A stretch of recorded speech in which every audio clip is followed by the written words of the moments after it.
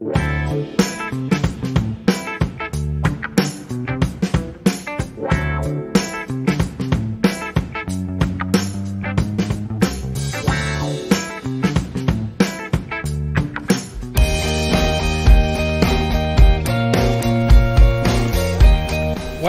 to the Fourth Branch program. Glad you can make it. I am MD. This program is dedicated exclusively for those with common sense, a spirit of patriotism, and a determination for a more perfect union. Stay tuned as we begin the discussion of a very important, interesting, and enlightening topic. Hope to hear from you soon. Happy listening.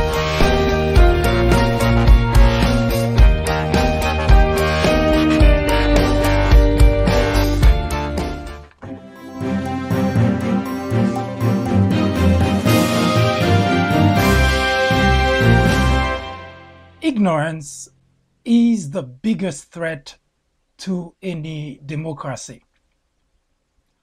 John F. Kennedy said, "The ignorance of one voter in a democracy impairs the security of us all." Hello everyone, I am MD and this is the Fourth Branch program. First, a warning. This program is not suitable for all audiences. I repeat, the content of this program is not for everyone. To find out if it's suitable to you, please answer the following two questions. One, would you entrust your teenage daughter to a known rapist? Question number two, would you have a known pedophile cared for your toddler? Once again, question number one, would you entrust your teenage daughter to a known rapist? And question number two, would you have a known pedophile cared for your toddler?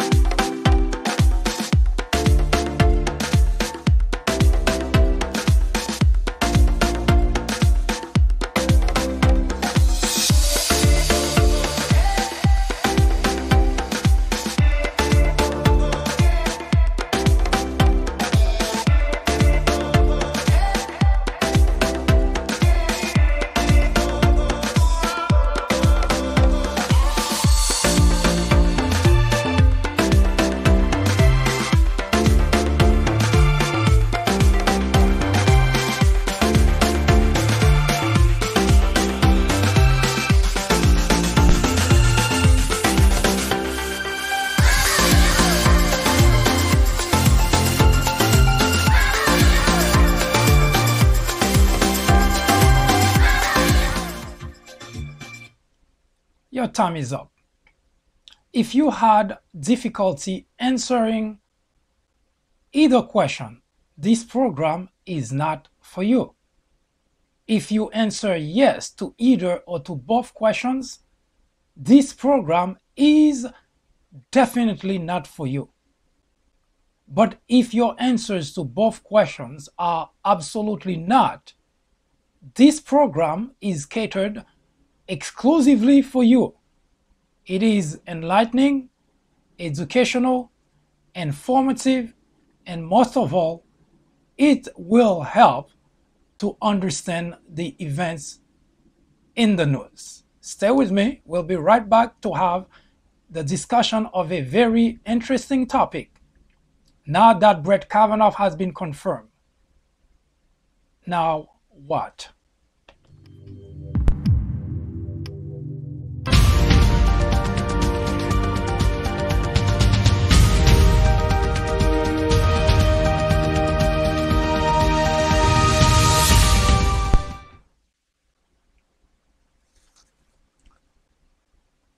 It was a fierce battle, a battle between Democrats and Republicans, a battle between constituents, A fight that seems to at time would become bloody.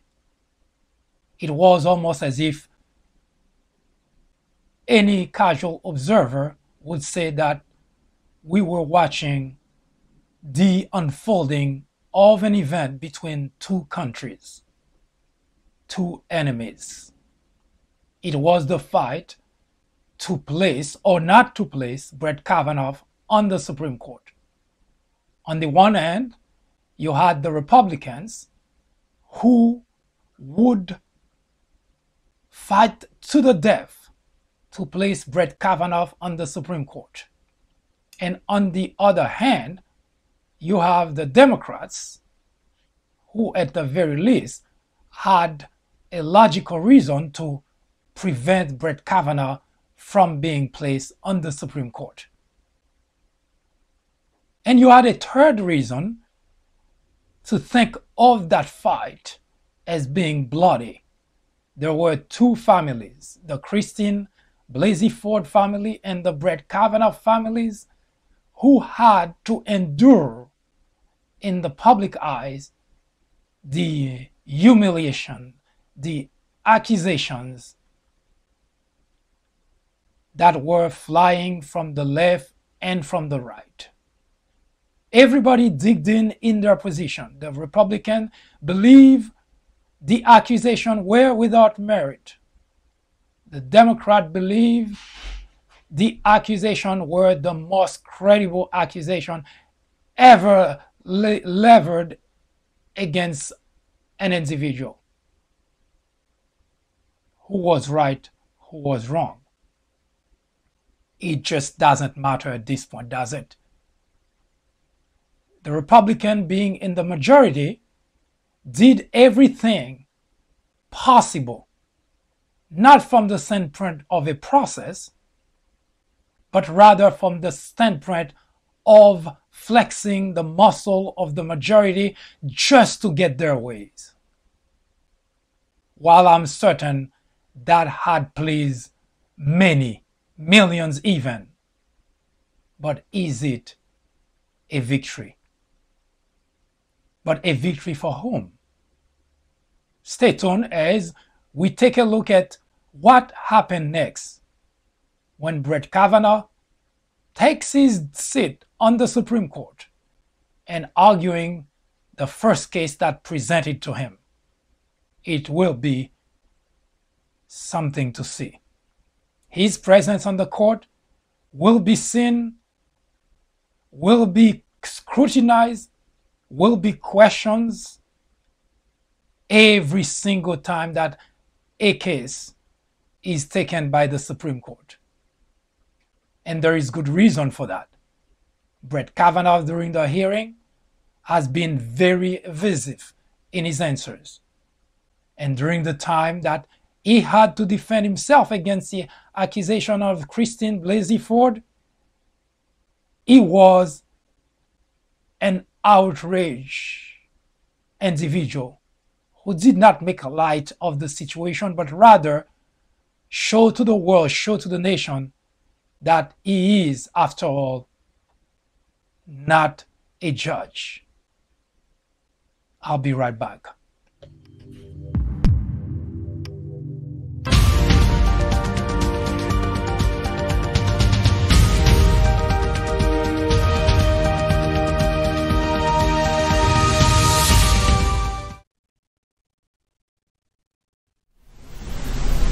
Donald Trump is wrong to call the media the enemy of the country. Adolf Hitler did exactly the same thing in 1933. Journalists are not in the business of fairness. Our business, our only business, is to be objective. It is our duty to hold Trump and every administration accountable. Today, it is urgent, it is necessary, it is critical.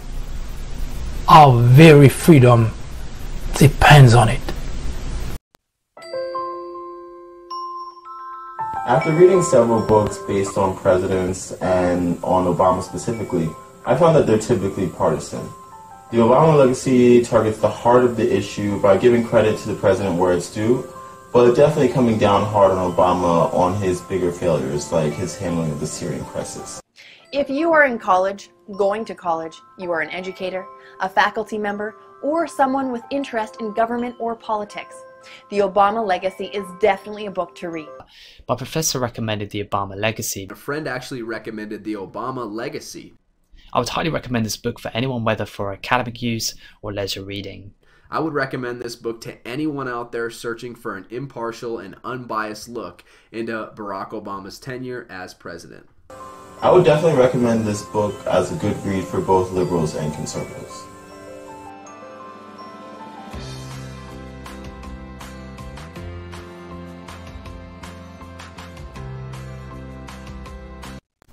Don't go anywhere.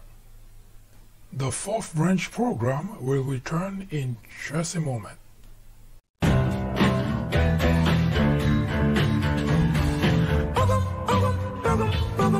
Now, baby, you're casting your spell on me. I say, now, baby, you're casting your spell on me.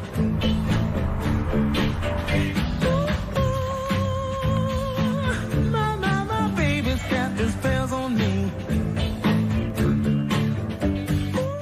Action! Wayfair, you've got just what I need. Everything from my home, you got it for me. I never see selection quite like this. Every color and size in my mind. They got every single thing on my list. And with 70% off, who knows what I'll find. Wayfair, you've got just what I need. Everything from my home, you got it for me. Wayfair, and the shipping was free. Now my home's the home I want. From all of us at Wayfair, find what you need today.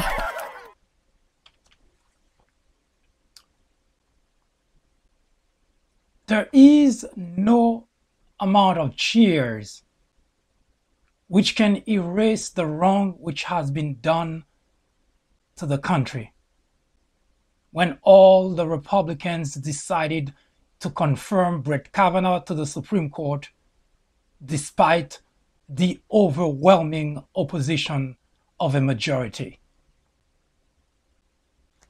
Only Lisa Murkowski was the only individual senator from Alaska had the gut, rather the decency, to stand against the Republican waves of immorality, indecency, and partisanship. We now know that Jeff Flake, senator from Arizona, who will retire this November, was never not going to vote to confirm Brett Kavanaugh. We also found out that Susan Collins and a score of others in the Republican Party were just acting out.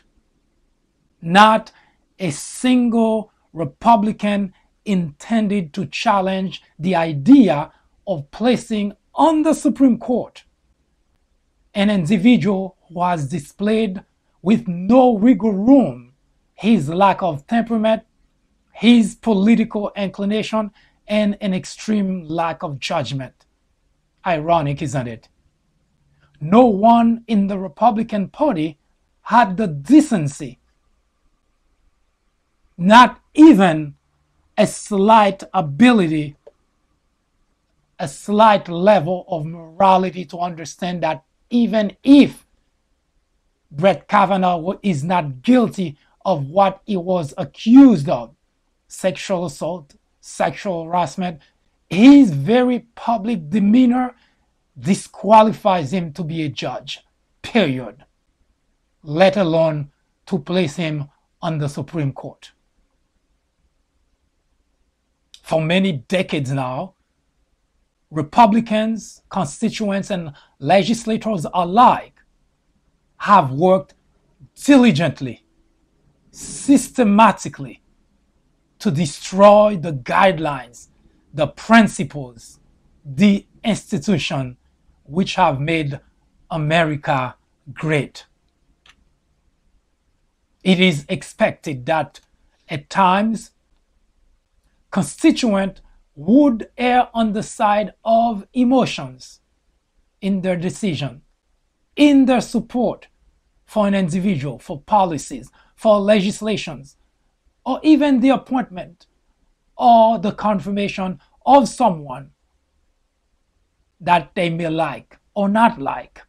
But it is the duty of the legislative branch, which is supposed to be a deliberate body of the government, to ferret out the problem such nomination may cause or may pose to the country. Never before has the country been so lost. It is not because the country is divided as reported in the media on a regular basis and repeated by politicians who use it as a way out of their own failures, their own extreme partisanship, and their obvious lack of leadership. Plato, a Greek philosopher, said that the measure of a man is what he does with power. Nowhere was that wisdom proved so true with Chuck Grassley flexing chairman of the Judiciary Committee, flexing his muscle, the muscle of a party in the majority, when he tried at first to completely ignore and bypass the accusation against Brett Kavanaugh. Later, push back against the FBI investigation, and even set the very next day of an important hearing for a vote as if nothing has happened. Yet, it is not partisanship which has divided the country. It is a lack of leadership in the Republican Party and the ignorance of the Republican constituent, which have thrown the country into a tailspin of scandals, outrageous statement by the President of the United States, and yes, even the blaming of the victims of sexual assault. Rand Paul's father once said that real patriotism is a willingness to challenge the government when it is wrong. Lisa McCuskey showed that real patriotism by standing against the idea of placing on the highest court in the land someone of dubious character and a serious lack of judgment. Hurrah to Lisa McCuskey. In a world such was the one we Americans live in today, the lack of leadership in the Republican Party in particular must give pause to any sound-minded American, to anyone who claims to be conservative, to anyone who claims to be a Christian. John C. Maxwell said that a leader is one who knows the way, goes the way, and shows the way. Neither in the White House nor in the legislative branch, whose majority is held by the Republican, is there any sign of leadership. There is not even any hope of such. We must now understand, whichever party one belongs to, how special John McCain was. Not just because he has suffered as a soldier in the hands of an enemy, but rather because he understood fully the principles of compromise to advance the affairs of the country. It is sad for the Republican that so many of the representatives well in advance in age, such as Mitch McConnell, Orrin Hatch, Chuck Grassley, they have been in Congress for decades, several decades. They don't even have a shred of wisdom. It is even troubling that is the case. And we know that's not going away. We saw Lindsey Graham, senator from South Carolina, erupting in a rage of nonsensical diatribes during the hearing of Christine Ford, counting her story of sexual assault. Mr. Graham claimed to have treated her fairly.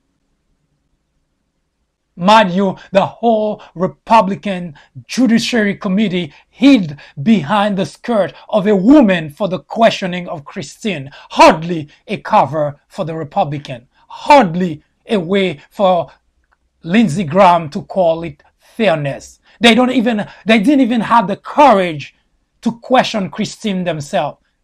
They didn't even have the decency to find out themselves what happened to Christine. It is hardly treating her fairly. But more importantly, to have an elder such as Lindsey Graham unable to offer words of wisdom or even to propose a compromise, a way out of the situation, was all the more sad. It was troubling. Especially considering the fact that Mr. Graham had spent so much time, at least 2 decades, in the company of John McCain, who proved to be a hero in his own right. Even Brett Kavanaugh himself could have offered a wise way out of that predicament. That's what a judge would do, right? That's what expected of a judge, right? Is supposed to find a way out of very complex situation. And yet, he couldn't even come up with the simplest way to solve the problem. He certainly has the credentials. There is no argument there. It is probably true. He's a nice person. He's personable. He has a nice family. That is most likely true as well. But Mr. Kavanaugh failed the simplest, the basic ability to show he is capable of judgment. Mr. Kavanaugh had publicly disqualified himself as a judge, let alone to be placed on the Supreme Court. A couple of years ago, Mr. Kavanaugh stated publicly what the characters of a good judge ought to be. 1, a judge, he said, must be impartial. A judge, Mr. Kavanaugh said, must stay away from politics. A judge, Mr. Kavanaugh said, must have good demeanor. Who among those who voted for him, who among those who supported Brett Kavanaugh could say that he had any of those during the hearing?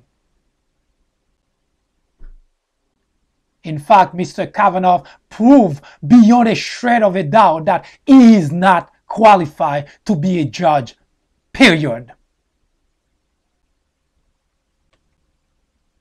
Mr. Kavanaugh came out swinging like a bat out of hell, accusing the Democrat, invoking conspiracy theories of past events, and even ended his diatribe with a warning to the Democrats.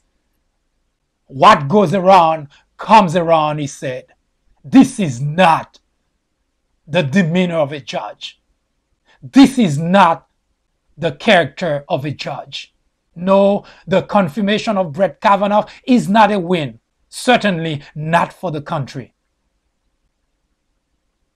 It is most likely the beginning of a dark era which will plague the nation for generations to come. Countrymen, the country is not divided between Democrats and Republicans. The country is only divided between knowledge and ignorance, wisdom and stupidity, logic and gullibility. According to a survey conducted a few months ago, more than 82% of Fox viewers, overwhelmingly Republican, are ignorant of facts and the truth. It is not an accident. It is not an anomaly. It is a sustained effort by leaders of the Republican Party to keep the constituent in ignorance. It works for them. It has worked for them for decades. When those Republican legislators, representative leaders go on Fox, they are not challenged for lying to the audience. They are not challenged for misleading the country. For 2 years now, the Republican Party has sustained a campaign against every single institution which has contributed to make America great. The FBI, the CIA, the Department of Justice, and now, ultimately, the Supreme Court. The country is in dire needs of leaders which know the way and are willing to go all the way. It now falls exclusively, squarely, on the shoulders of the Democrats to restore the principles, the rules, the guidelines, and the institution destroyed by the Republican Party. Everyone, literally everyone, Republicans and Democrats, must work to rid out our government of individuals such as Chuck Grassley, Orrin Hatch, Mitch McConnell, Lindsey Graham. They have no interest in the well-being of the country. Edward Abbey said that a patriot must always be ready to defend his country against his government. That time has come. The time for all Americans to do just that. I'll be right back.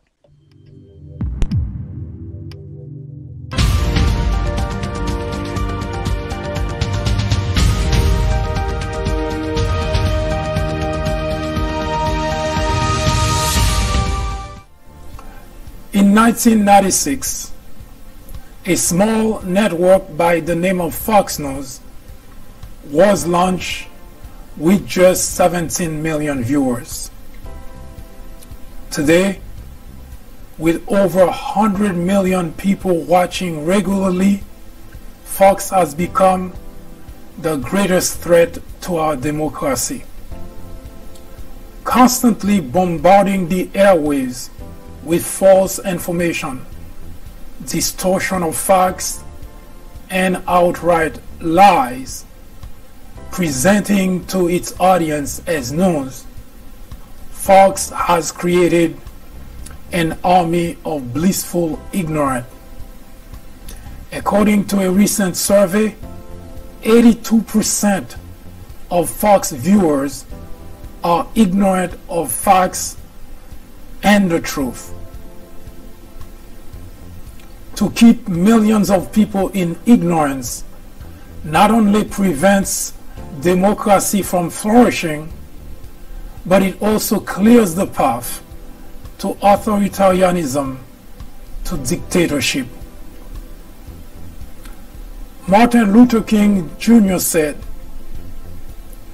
"Nothing in all the world is more dangerous than sincere ignorance and conscientious stupidity."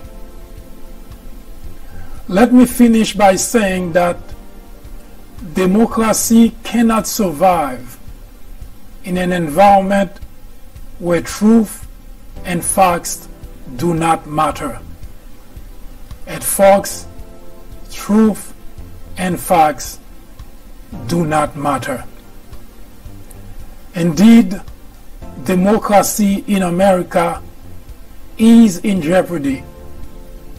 It is a crisis the country can no longer ignore.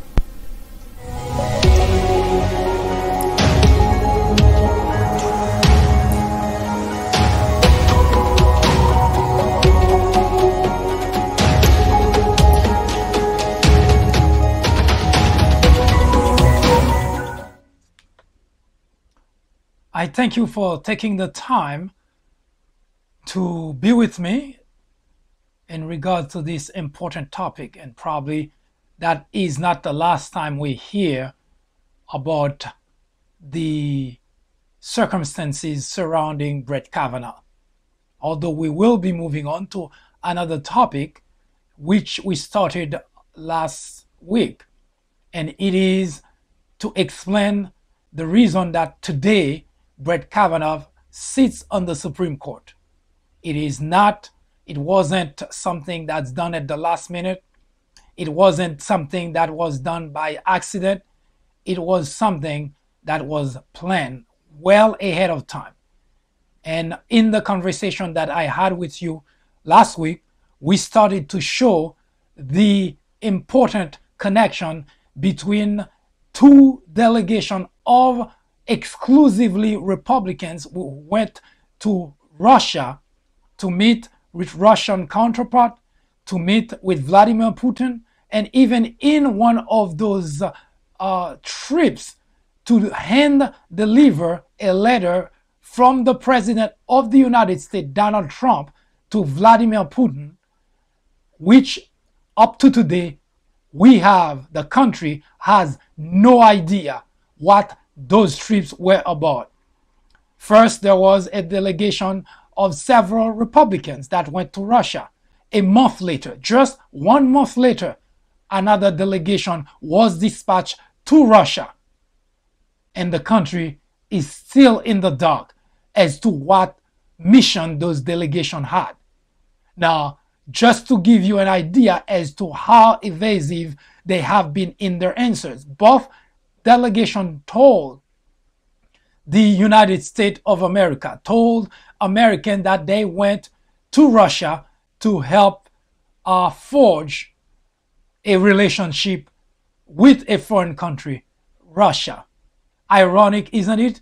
Because it seems that all the Republicans are simply focused in Russia.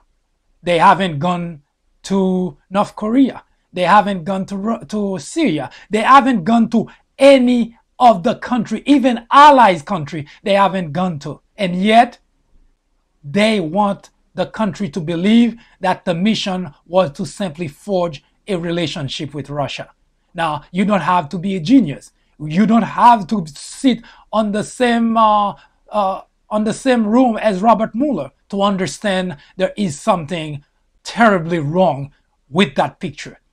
So it becomes clearer and clearer by the day that Donald Trump may not be the only individual implicated with the Russia collusion. So stay tuned, and we will let you know very soon. We will continue the conversation about why there is a connection between those trips to Russia, the conversation with Russia, and Brett Kavanaugh sitting on the Supreme Court today. Once again, thank you for watching. I hope to see you soon.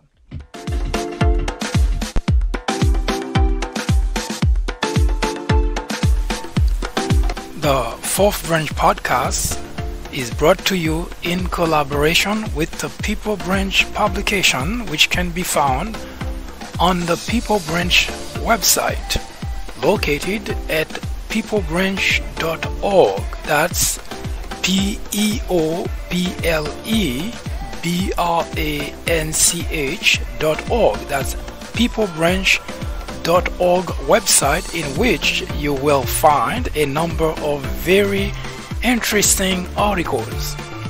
My name is Mike Duchesne, MD for short. I hope you have a great afternoon or a great evening, whichever it happens to be. Hopefully you can join me again next time for another interesting episode of this podcast. That was the fourth branch, live from New York. Good day.